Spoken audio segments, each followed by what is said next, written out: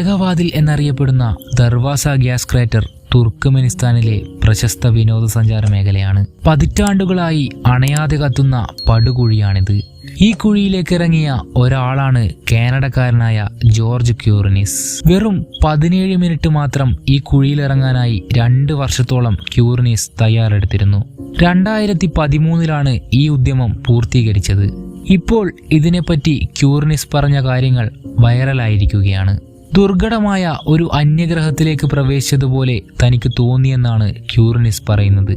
തുർക്ക്മെനിസ്ഥാന്റെ തലസ്ഥാനമായ അഷ്കാബാറ്റിന് 260 കിലോമീറ്റർ വടക്കായി കാരിക്കും മരുഭൂമിയിലാണ് നരകവാതിൽ പടുകുഴി സ്ഥിതി ചെയ്യുന്നത്. 60 മീറ്റർ വീതിയും 20 മീറ്റർ താഴ്ചയും ഈ കുഴിക്കുണ്ട്. 1971 സോവിയറ്റ് ജിയോളജിസ്റ്റുമാരുടെ ഒരു സംഘമാണ് ഈ പടുകുഴി വെളിപ്പെടാൻ കാരണമായത്. ഇവർ നടത്തിയ ഖനനത്തിൽ പുറമേയുള്ള പാളി പൊട്ടിത്തെറിക്കുകയും പ്രകൃതിവാതകത്തിന്റെ സ്രോതസ്സായ കുഴി വെളിപ്പെടുകയും ചെയ്തു. ഈ പ്രകൃതിവാതകം വ്യാപിച്ച് അന്തരീക്ഷത്തിൽ നിറയുന്നത് തടയാനായി ഇവർ കുഴിക്ക് തീയിട്ടു. പിന്നീട് ഇത് അണയുമെന്ന വിശ്വാസത്തിലായിരുന്നു ഈ തീയിടൽ. എന്നാൽ പിന്നീട് 5 പതിറ്റാണ്ടുകൾ പിന്നിട്ടിട്ടും തീ അണഞ്ഞിട്ടില്ലെന്നാണ് ചരിത്രം.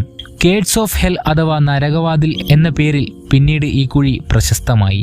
2018 തുർക്ക്മെനിസ്ഥാൻ ഈ പേര് മാറ്റി കാരാകുമ്മിന്റെ ശോഭ എന്ന പുതിയ പേര് നൽകിയെങ്കിലും നരകവാതിൽ എന്ന പേരിൽ തന്നെയാണ് ഗർത്തം വിനോദസഞ്ചാരികൾക്കിടയിൽ തുടർന്നും അറിയപ്പെട്ടത്.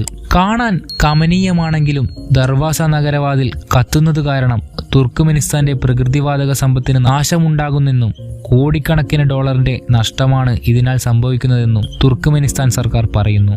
ലോകത്ത് പ്രകൃതിവാതക നിക്ഷേപത്തിൽ 4ാം സ്ഥാനത്തുള്ള രാജ്യമാണ് തുർക്ക്മെനിസ്ഥാൻ. 2030 ഇന്ത്യ ഉൾപ്പെടെ രാജ്യങ്ങളിലേക്ക് വൻതോതിൽ പ്രകൃതിവാതകം കയറ്റുമതി ചെയ്യാൻ ഇവർ ഉദ്ദേശിക്കുന്നുണ്ട്. 2010 വാതകവും തീയും നിറഞ്ഞ ഈ പടുകുഴി അണയ്ക്കാനായി തുർക്ക്മെനിസ്ഥാൻ പരിശ്രമിച്ചെങ്കിലും പരാജയമായിരുന്നു ഫലം.